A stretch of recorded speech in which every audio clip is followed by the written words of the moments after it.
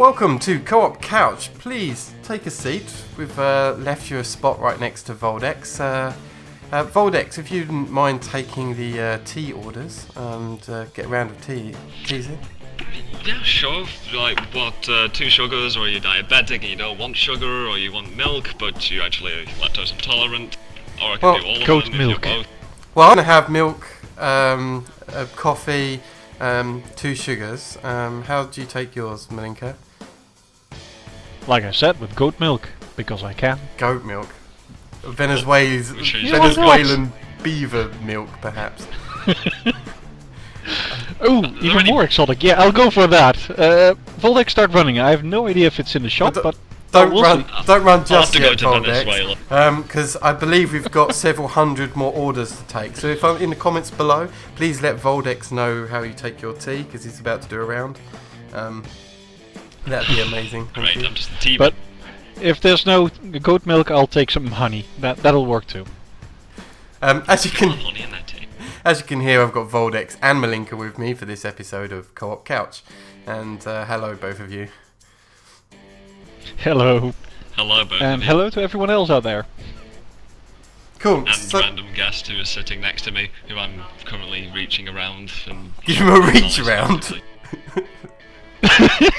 I truly hope you've got something like, I don't know, some pad to note all that down. I don't need any toning.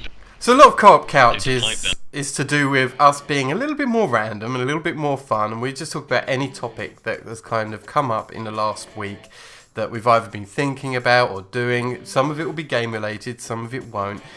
We expect and hope way more audience participation from you, so get your tea order in for a start. But also, if you've had anything random in your head that you want to talk about, then this is the place to leave a comment below or leave an email. We'll leave all those links later in the episode when we get there. But yeah, that's kind of the point of the Co-op Couch. Could be anything whatsoever, topic-wise. Speaking of anything whatsoever, am I okay to talk about something that I've been thinking about this week? It's not clowns, is it? You're not allowed to think. Am I not allowed to think? Or mimes? No, it's none of those things. You're safe there. Okay, that is fine. Okay, so the first thing I'd like to talk about is badgers, oddly enough. It was just something that I heard on the news and I was just like, what the fuck? I think I prefer the mimes. So it's a little bit of a WTF moment for me, but I should explain the story.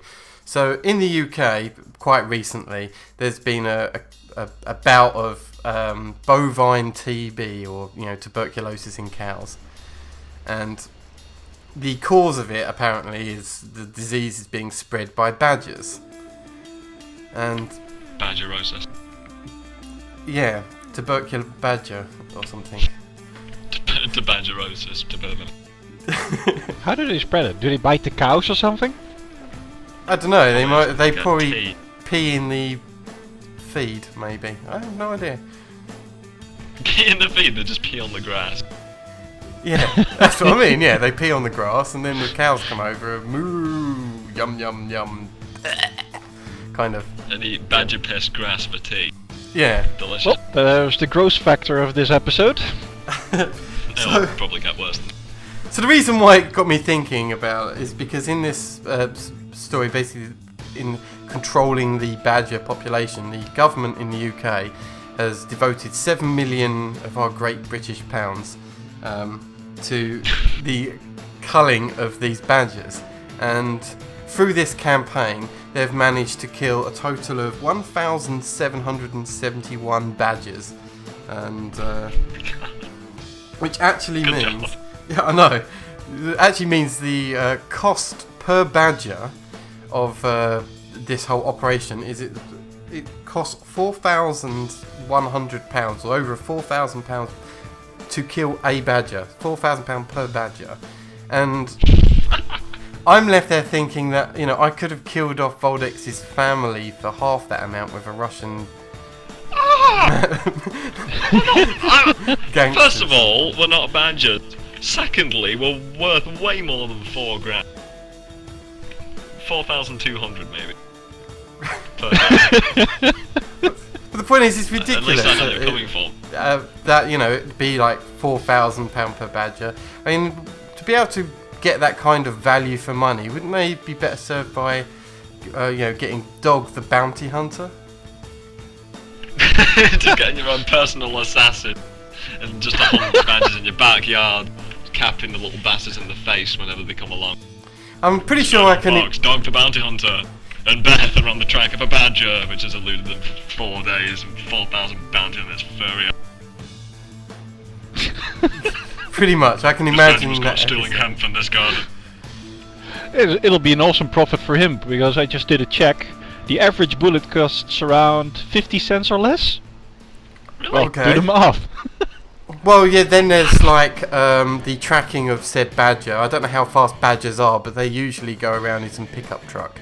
As they, not pickup truck, one of those, what are they called? You know, like a Land Rover type vehicle with open tops. Like these land buggies. I don't know what you fucking call them. They're not land buggies either. 4-wheel drives and such. Yeah, some kind of, some kind of 4-wheel drive motorised vehicle. And they chasing down through the British countryside.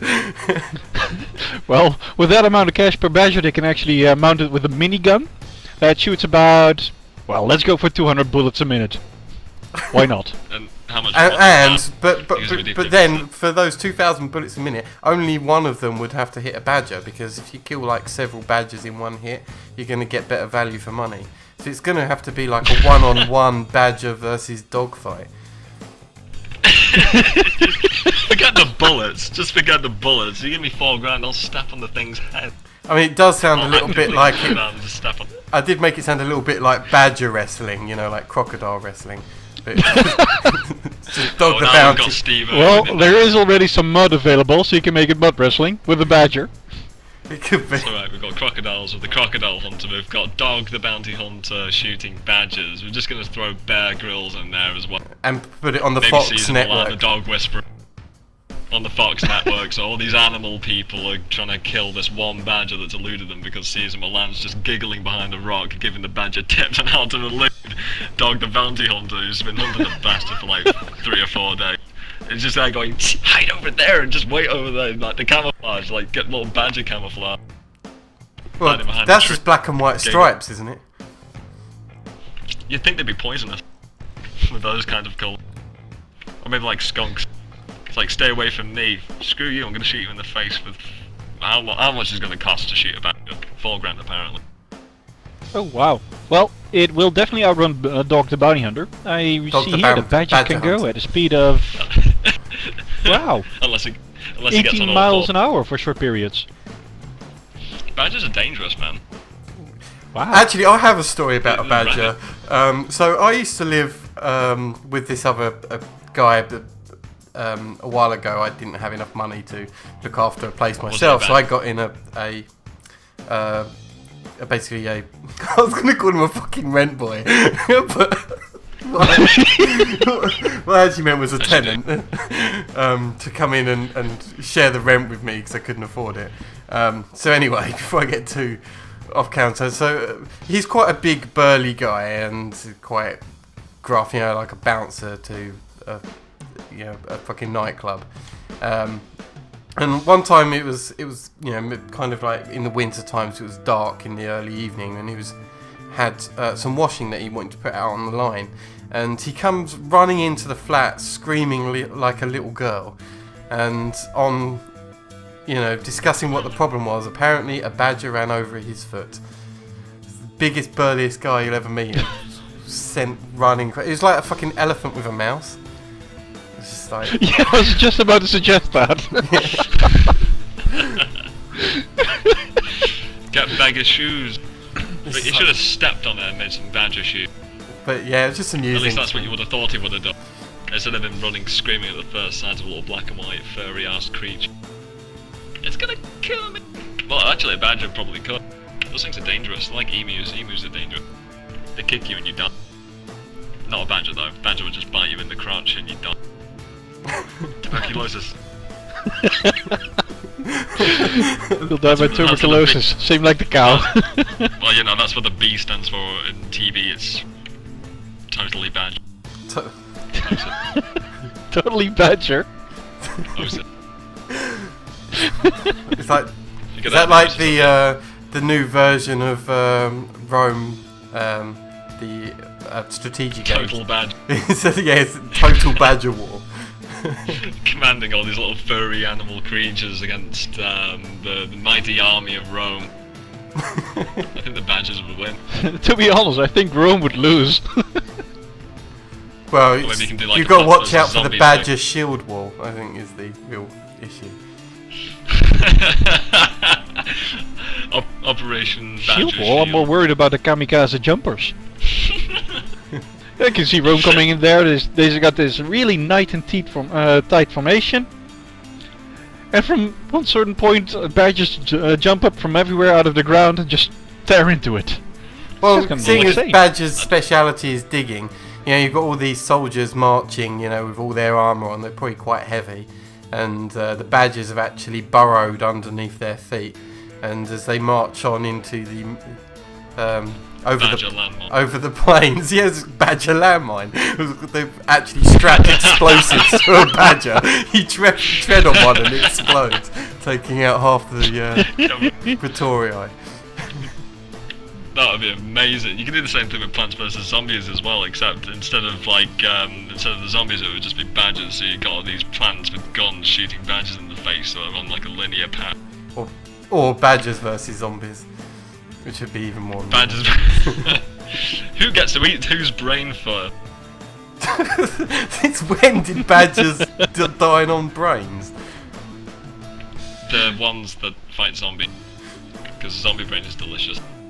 You should try it. Okay, I think we've talked about badgers quite enough for now. So the next section, actually, that I've got topics for is people who know me really well, and it's not really something that has happened too much on videos. But I love a good rant. I just give me a topic of some kind, and I'm quite happily talk about it and get on my soapbox and have a good old fucking moan. That's what us British do best anyway. German sandal. I have a mute button for that when that happens. Thanks. You don't use it though. but I think he never uses it. Ignore. But I think what this is going to do is lead to a brand new section that will be a regular on the Co-op Couch, called Fire Ants. Fire ants. Oh, I meant fire ants. Close enough.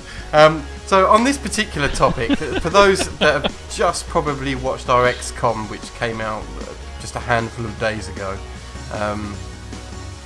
me and Malinka had a situation in our XCOM game where we had a little bit of a disagreement over tactics, shall we say? And I never really had an opportunity during the episode, because I was trying to keep things moving, to really talk about why I had objections and what was kind of going through my mind. We had to keep moving, else we would have lost the last soldiers as well. Well, that's true. It's a pretty devastating episode. No formation continue.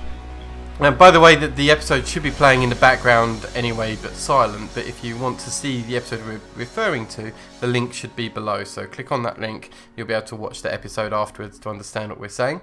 But I'll tell you the basic premise is that we've got our crack squad of soldiers in a fishing village, and there's all these chrysalid kind of aliens which are running around attacking us. And the chrysalids are like, well, they're not too far different from the aliens in Aliens.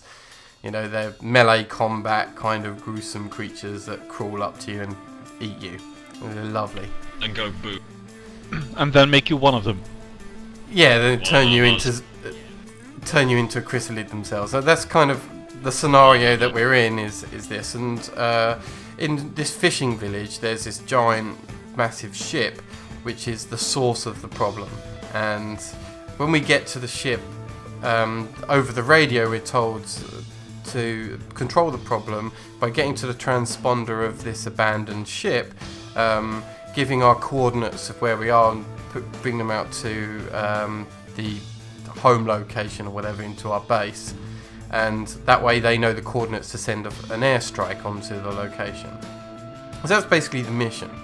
Now, the reason we had a bit of a disagreement over the tactics for this is that the game had what I refer to as a spawn point for these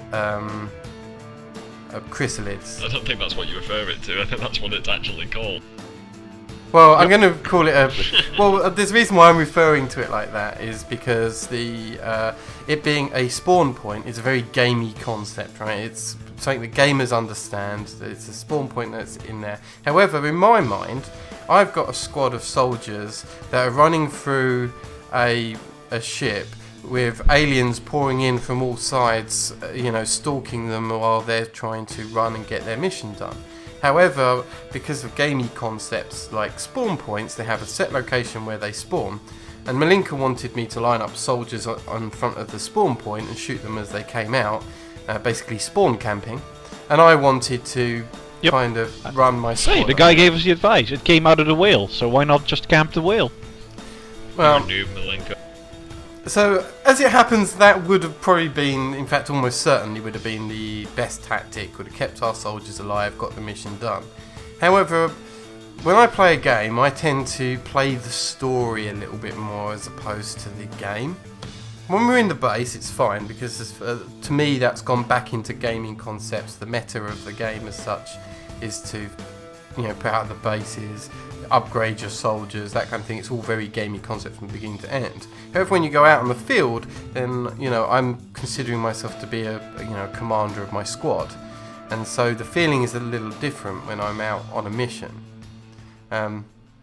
So if the design of the game was such that they wanted to keep the atmosphere of it going, this idea of the infestation through the ship, and kept that RP-ness, if you like, the role-playiness of it, then they should have made it, in my opinion, a little easier to be able to do it than what they had there was a little crazy. If you watch the episode, you'd understand. But whilst we could have dealt with it by min-maxing, I don't think it would have necessarily been better for the game. And I think we discussed yesterday that min-maxing and storytelling tend to collide with each other and rub each other the wrong way, and which is why I don't. They're opposite sides of the spectrum. Yeah, I think so, and I get a lot of comments occasionally on our videos saying, why didn't I do this optimum tactic? Why I did something else? And that's because I'm not a min-maxer gamer. I'm more of a role player type gamer, and I. Basically, you do the same thing as what certain raid members in World of Warcraft do, where they're role playing in the middle of the raid. It's like, help me, I'm dying. It's like, no, I shall reply about what's going on instead of actually helping. Well, I'm not that much of a role player, to be fair. I'm not quite. No, of course not. You're giving your characters meaning. You're giving them a reason for being where they are. It's like, my character wouldn't do that. That's silly. Why would you just change tactics in the middle of that? He would do something different. Don't you ever get that? There are occasionally some games, I think Fable suddenly springs to mind, I don't know why. But or Dragon Age springs to mind. We have like romancing in the game, right? And you quite often get a situation where you can choose to romance a character, and your choice of who you want to romance is more or less up to you, especially in Dragon Age. And there's possibly in one of these games, I know Dragon Age isn't one of them, but that there'd be a key person that if you romance them, you might get a certain power back or a certain privilege as a player back. And so you would choose to romance that person out of respect of getting the most out of your character, right? Whereas I wouldn't do that. If that was in a game, I would choose the one that I would imagine that my character fancies. You're so considerate. I don't know, it's just me. That's how It's definitely done. That's just how I feel about playing games. And I think it's a bit... I don't know how to describe it. Do you agree with me, Malinka? It's like, Yeah, I see where you're coming from, and well, I think in 90% of the cases you're right. It's more fun to just throw yourself into the story and enjoy it. But at certain points, if the game doesn't allow you to do that completely, because well, you'll be gimping yourself so much that the next part of the game will just hurt you, that's a shame. I don't know if I would call it bad game design or just, yeah, I don't know how I would describe that. That's quite the opposite, Malinka. The game wants you to make certain decisions, like if you don't think it's correct or not.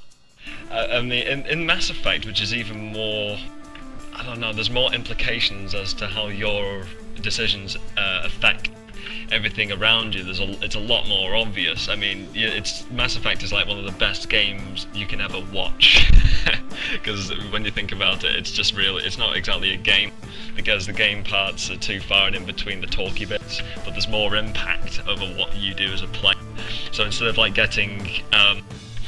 doing relationships in a game so you can get a certain power up, you're doing it because you want that character to have better story implication later on. It's like, I don't want to kill this person, I could kill them, but I'm more curious as to what would happen if I didn't kill them, and then you pay the price for it afterward.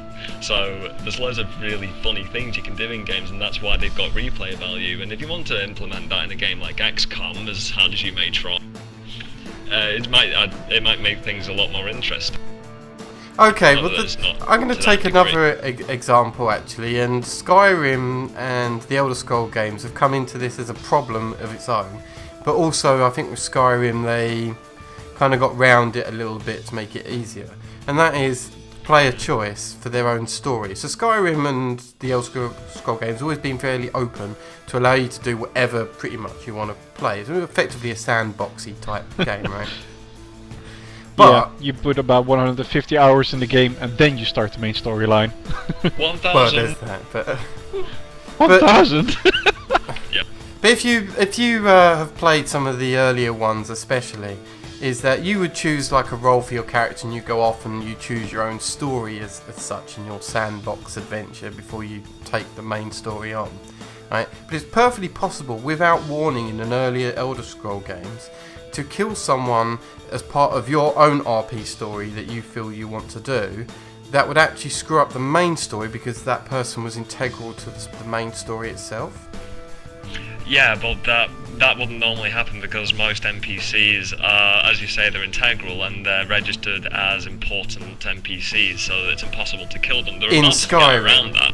In Skyrim. In Skyrim, yeah. In earlier Elder Scrolls you only get a warning, games, I think. You don't. I don't even think you get that, and that it was possible to screw up that. So it is integral to game design. I think it is important that if they open up a game to RPness and sandbox, or if they're trying to tell a story, and you're trying to almost follow through with that story and make some meaning out of your character, but the consequences of you doing that is ruining something else about the game, then I consider that bad design. It's like two parts of design that are working against each other. In this case with XCOM, it's the prospect of having this situation of high tension kind of mission that they're on, which is counteracted by the fact that it's a little gamey and you can spawn camp. So you've got, it's, as I say, it's two things that have both been implemented by the game designer but actually rub each other the wrong way. There are a load of mechanics in games like Elder Scrolls where it just mimics the illusion of choice, because really there's not a lot of choice that you can do. You can go around and explore willy-nilly, but if you want to make something that you think would directly impact the storyline, it just won't happen.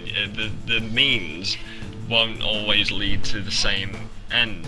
But in an Elder Scrolls game, no matter what you do, people still expect you to kill the big bad guy. They're all like, "Hey, he's still our savior, even though he was an evil bastard to us." It's kind of like in one of the videos I saw Reclaw do. He shot a chicken by accident, and then everybody in Whiterun was trying to kill him. It's like, I didn't mean to, and that's all of Whiterun, like trying to kill him, and that's all the story implications from all the main storyline done because he killed a chicken. If you went ahead and just kept that in the world where you killed the chicken, then your game would be bollocks because you'd be hunted by guards, hunting your ass down all the time you're trying to explore. So I've just picked up... Then again, it does offer the option, that game at least, to just pay the fine and continue on if you kill a chicken. So I've just picked up my magazine that I bought yesterday, which is Computer Game Jugs? One. That's no, not Jugs. Some other nudie mag. because we were talking about games where you having an impact on the story. There's a game coming out called Quantum Break. It's coming out for the Xbox One sometime in the next couple of years, and it's basically a game that's also a TV series-ish. It's not actually going to be on TV, but it's part of the game. So what you do is you play a chunk of the story, and whilst you're playing that chunk of the story, it's building up a story of its own that's based on what you've just done during the episode of playing, right? Then you watch for half an hour of a live action story that's based upon what you've just done in the previous half an hour of playing, let's say. Wow. So that's a lot of acting to do to consider every eventuality. I assume it probably won't be quite as good as that, but this is the design idea of it anyway. And then you'd play another half an hour, you'd watch for half an hour, play for half an hour, watch for half an hour, and that's kind of the idea of how this game's going to put together. Is they want it to feel like, well, they want you to be able to play the game, but they also want to bring in some of the great impact of the story by having you sit and get involved with the characters for half an hour. Sounds like Mass Effect. Actually, it's got some really cool things in it. Not just that, the latest few Metal Gears had the same, that you just did a little bit of action, then you had cutscenes of nearly half an hour. Hideo Kojima did an excellent job in the storytelling in those games. But yeah, they're adding this other thing to it as well, which is kind of cool. If you have an iPad or some other, an iPhone device, is whatever was generated as part of this story, they can send it over to your iPad or iPhone, and you can come back and watch it later when you're on the bus or on the move and take the story with you. You won't be able to play the game as such, but that cutscene that had been kind of put together for you of that episode of content, you can watch it anywhere. So I thought that was kind of cool. Basically, they upload it to some variant of YouTube, or Blip, or whatever you want to call it. No, they just upload it straight to your iPad, I believe, because the connectivity of the Xbox One is pretty good these days. So yeah, they've had a lot of time to optimize it. I mean, is there any games on the Xbox One? If you were to do you have an Xbox One? I'm guessing no. You're a PC gamer. Well, I've got a 360, and I plan on getting an Xbox One, but no, I don't at the moment. You're gonna cash in your 360 for the Xbox One? No, I wouldn't. I would have both. Really? Yeah. Hang on, can you Last play console I 360 bought games? was a GameCube. That's a while that back. thing's awesome. Yeah, it is. What you might not know about me as a gamer is I'm a gamer of all consoles, all levels. I own a Sega Master System, a Mega Drive, a Dreamcast, a Mega CD. Basically everything before the 90s. Yeah, I've got a Sony PlayStation 1, 2 and 3, and I will get a PlayStation 4 later. I'm thinking about getting that one too. I've got the Xbox Xbox original, One, I've got a 360, I've got I don't know, pretty much most Nintendo consoles. Anyway, so whatever, I'm not trying to boast, I'm just saying, like, over time when I can afford it, I end up getting all of the stuff. Even if I have to wait till, the next generation of consoles, I've come back and bought an old console or whatever and started picking up and collecting games for them. Interested in the Wii U then? Don't get a Wii U. That's not a gamer's console. That's a family fun, ignorant thing. People who buy Wii U's if you're like an avid gamer, no. That's just my opinion. It's more of a family thing. It's not for something that a gamer would get. There's like two good games. Tell that to the latest Super Mario and, for example, Skyward Sword. There's those, and there's Monster Hunter. That's the only things that I can think of that people would buy. Like a good Mario title, a good Zelda title. That's my mother sneezing. Smash, of course. And Super Smash. Brawl? Yes. Best game ever made. That.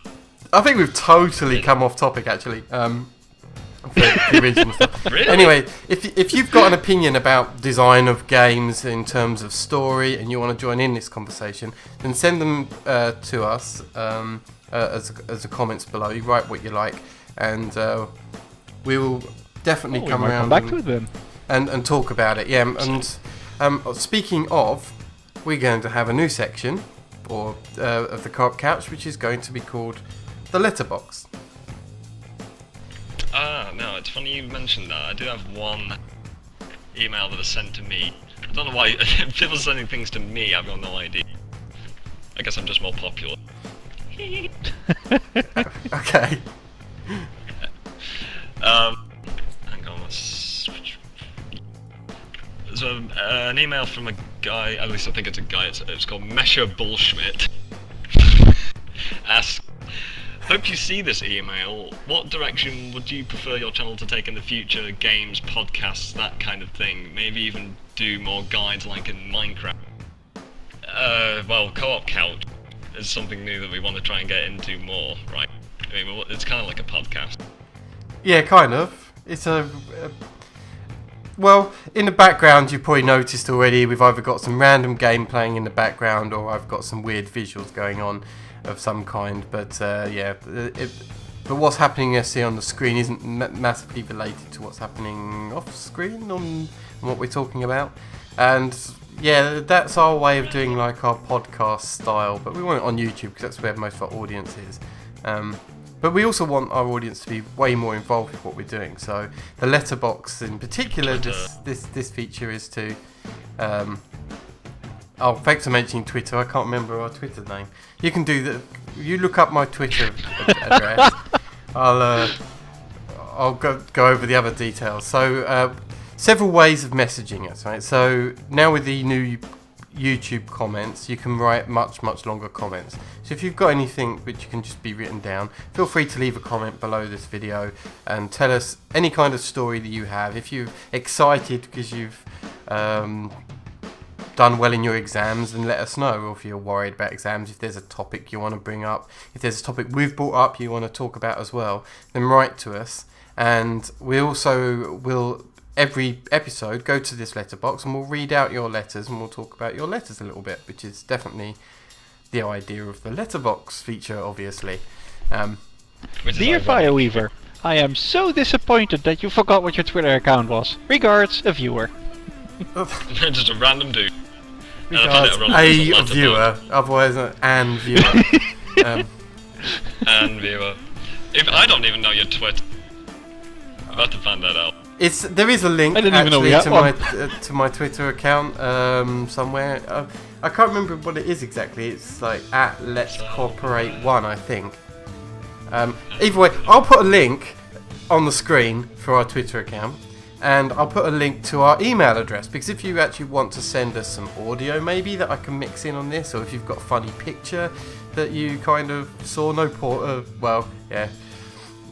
Please no porn, but if Let's Cooperate 1 is wait, I've got an idea. If people really want, if you email in, I can actually give you my Skype. No, I've got my email address. No, whoa. Hold your horses there, Voldex. Right, we have an official email address. So, okay. It's actually been around for a while, but I use this email address to talk to prospective publishers and games and stuff so that we can get early access to games. So I've had it for a long time. But anyway, so if you've got maybe some audio to send to us or some kind of file you want to send us, if it's a virus, I'll know about it. But if there's a picture you want to send us that you think is funny... We're open for porn. You're open for porn. Yep, me too. That's what my Skype's for. Thanks, guys. Now I'm just going to be spammed with midgets and fucking... Correction. Don't give them ideas, you make it worse. Blue waffle. So again, our email address is up on the screen right now. It is letscooperateYT@gmail.com. But yeah, that will be up on your screen anyway for you to write down. So if you've got anything you'd like to send us, then please do. So you can either leave a message below, write to us by email, or use my Twitter account, which is Let's Cooperate 1. I think we've also got a Facebook page. I don't use it too much because we didn't really get too many, but you can actually check us out on Facebook. If people start flooding to the Facebook and leaving messages there, then I'll use it back and start messaging back, and the rest of the team will leave messages on Facebook as well. So if you start using those things, and we'll use it. That's basically how that will work. Leave a message after the couch. That's a sound of someone sitting on a couch. Yeah. Like, Are we talking? Is it the Tin Man who's just sat down on that couch? Because it kind of squeaked. yeah, but I only had a heart and an arse to sit on the couch. I'd wager it'd be like Bender, because Bender doesn't really have an arse, even though he claims that people like to bite it. Maybe it's been bitten so much he has no arse left. No, it's a secret alcohol storage. Ah, is that what it is? He's 40% of every material ever made. Anyway. Anyway, Fly indeed. off the handle. Yeah. So I've got one other topic of stuff that I've been thinking about this week that we were going to talk about, and that is in the last couple of weeks since we recorded the original Co-op Couch, which was amazing, by the way. Holiday period. That was cool. We've had New Year's Eve. Did everyone have a good New Year's? Well, I'm It still was- counting 10 fingers. It So, was yeah, new. I'll conclude it as it went well. That's odd. Yeah, You should only have still 8 alive. fingers and 2 thumbs. So I don't know where you got the extra 2 fingers from. You stole them from a badger. From the badger? Badger So, fingers. actually, I'd look up a badger and eat and let him eat the other 2. I've got spare. So I ended up spending New Year's Eve in this year, which is rare for me, but oh well, sad old me, end up spending it in front of the TV. But it was fun anyway.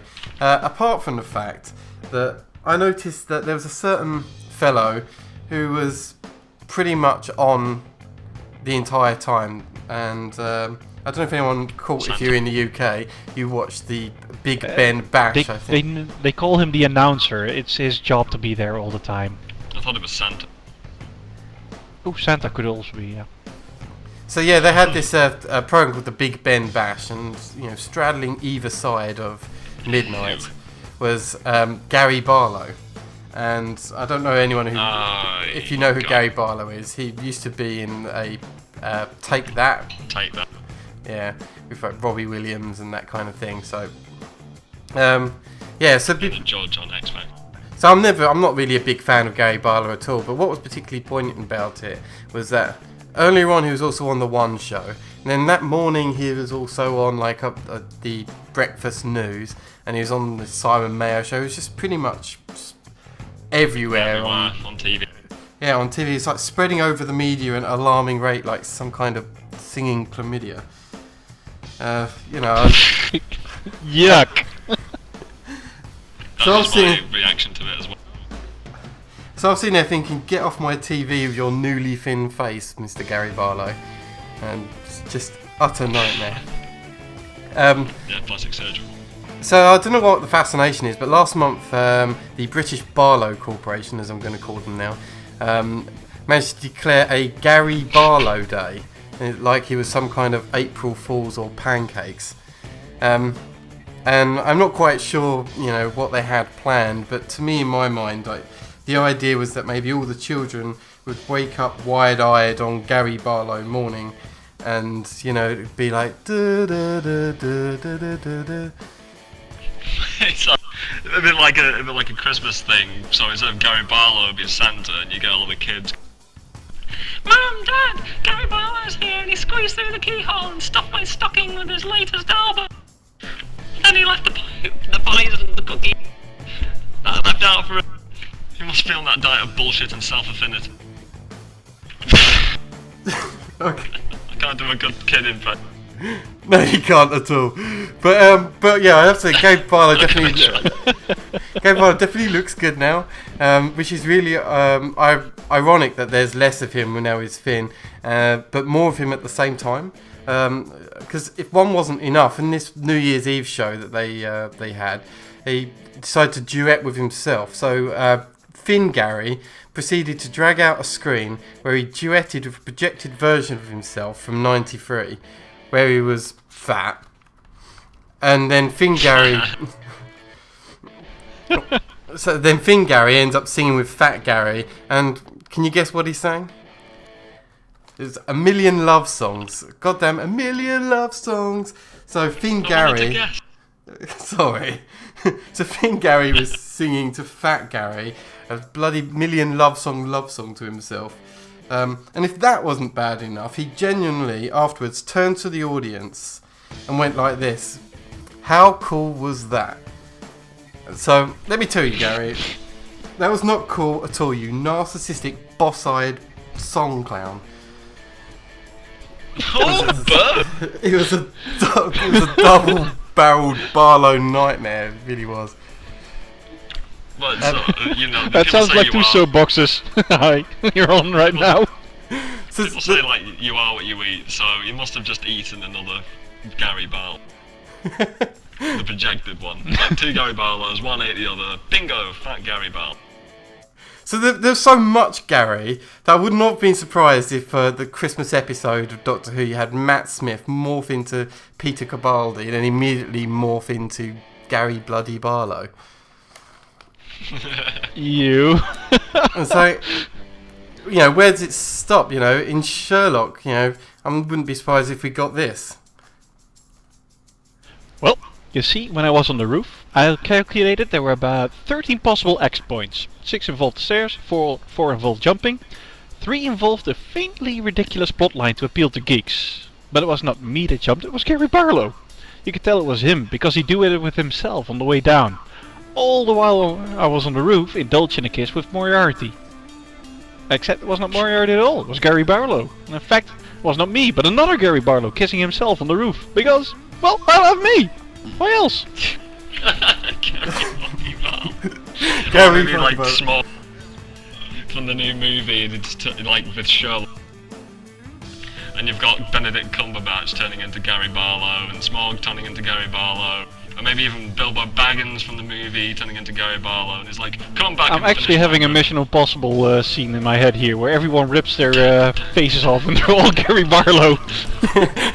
Like Face Off. Instead of being John Malkovich, it's being Gary Barlow. John Travolta. Oh god. It was John Travolta and Nicolas Cage, not John Malkovich. In Face Off. Silly movie, man. That was It's an like awesome you just movie got with 2 of the Shyamalan. best over actors ever. It's directed by M. Night Shyamalan. It's like, it was Gary Barlow all along, it wasn't who you were thinking of. So I hope you've enjoyed our bout of randomness for these last few minutes or half an hour that we've been Ding, recording. ding, ding. And if you've got any comments, as we said, leave them in our letterbox that we will read out to you.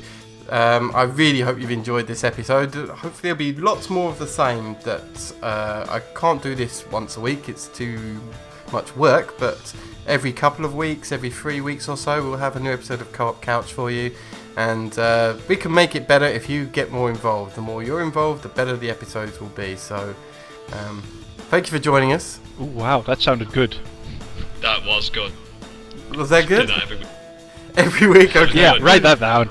I'll have to watch it back to Cool, mind man. what I said. But anyway, so I've been Fireweaver, and thank you for joining us. Have And you? with me, I have had to my right hand side the Gary Barlow? Gary Barlow. It was me all along. We've had our lanky, well, I'd say Mancunian, but you're not quite from Manchester, but No, I'm not. Then no one should ever find out where. Gary Barlow might. He's everywhere. But I hope you've enjoyed watching or listening to Voldex, and on my left-hand side, the I guess the no, it's not that. Dutch? I was actually trying to think of our token foreign person is what I was trying to think. Is that what I'm reduced to? Is that how we're affiliating him now? Yeah, the token. It's like having a token black guy. We couldn't find one on short notice. He's the guy who sacrifices his life in case anything goes bad on our lovely sit down. I am not a red shirt. Operation Human Shield. Oh, let's not do that joke again. Okay. But yeah, thank you, Malinka, very much for joining us today. Thank you, Gary Barlow. No problem. Okay, so from all of us, goodbye. See you next time. Auf Wiedersehen.